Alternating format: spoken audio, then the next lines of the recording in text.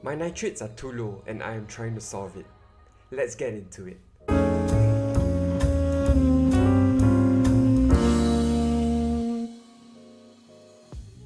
Hey yo everyone, welcome back to another video by Reef. So in today's update, I'm going to be sharing about how I'm dealing with my nitrate issues. So for the past couple of months, my nutrients, which are my phosphates and nitrates, are way too low. And by low, I mean my nitrates are ranging at around 1 or sometimes even 0.5, and my phosphates are ranging at 0.01 to 0.03. Generally speaking, this is a recipe for disaster because too low nutrients will encourage the growth of dinos, and my past experiences with dinos have been really rough. They are one of the most difficult algae or pests or whatever you like to call it to handle in a reef tank, and it takes a long time to win the battle. So I've been quite concerned about my nutrients and I've been on a quest to raise my nutrients. Of course, with that being said, I'd rather have low nutrients than high nutrients, as high nutrients will cause my tank to look really ugly. Whenever I'm thinking about nitrates and phosphates, I like to think about it in terms of outputs and inputs, because these are the ways that the nutrients are being processed. And I like to look at two elements to rectify my nutrient issues. In terms of outputs, I like to think about the filtration system. In my reef tank, I have filter floors, a protein skimmer, and a refugium. These are all tunable methods of filtration in order to alter your nutrients.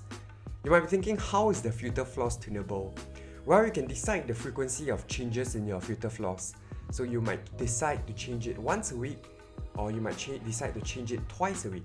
The rate that you change your filter floors will determine whether waste is being broken down or being removed before it can be broken down. So in my case, as I'm facing ultra low nutrients, I change my filter floors less frequently, which will allow for more uneaten food to be broken down into nutrients rather than to be removed from the tank. The second piece of equipment is my refugium. The ability to tune my refugium is one of the reasons why I love to have a refugium. There are 4 key ways to adjust your refugium in order to affect your nutrients, and these are the light intensity, the distance between your light and the macroalgae, the size of the macroalgae, and the lighting schedule. In the table here, you can see the various ways to increase or decrease your nutrients. It is important for you to change one factor and test your water rather than change multiple factors, as you will not be able to tell where the changes are coming from.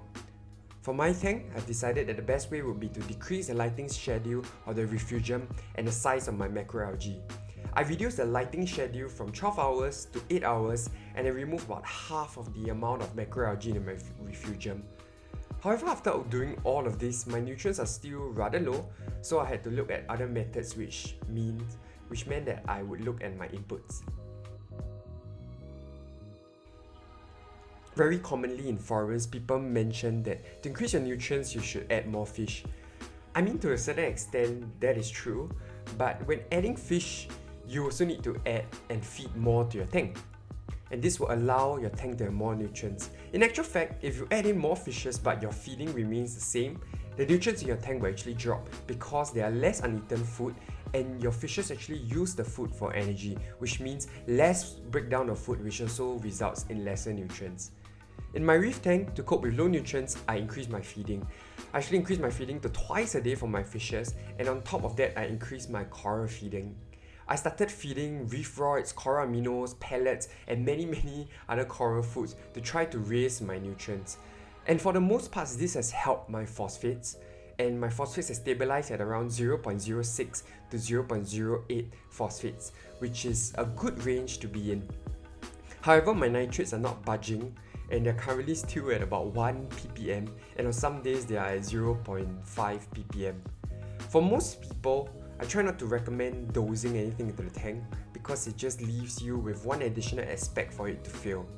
But in my case, I would say I've exhausted most of my options, and it just doesn't make sense for me to try feeding 3 to 4 times a day because of the time that it takes. I've tried changing both the inputs and the outputs, and I'm still struggling to keep my nutrients up. So with that in mind, I started to dose nitrates into my tank. I'm using brightwell Aquatics Neo Nitro, which is this product right here, and it is a nitrate product that increases the nitrates in your tank. And I started dosing it to the system, I would say for around 2 weeks.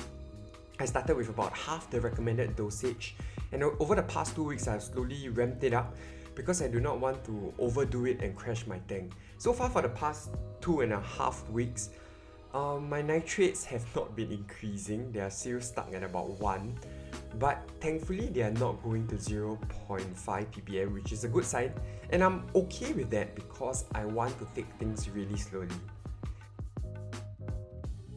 So in conclusion, I do believe that the first few steps to addressing your nutrient problem should be to look at the outputs, which include your filtration system, and your inputs, which include your feeding into your tank.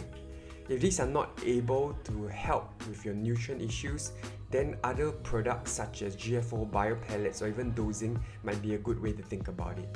So with that, I think I will wrap up my video right here. Thank you for watching. It would really help if you could like my video and subscribe to this channel to follow my journey. Stay safe, love your tank. I'll update you about my nitrates. Till next time, see ya!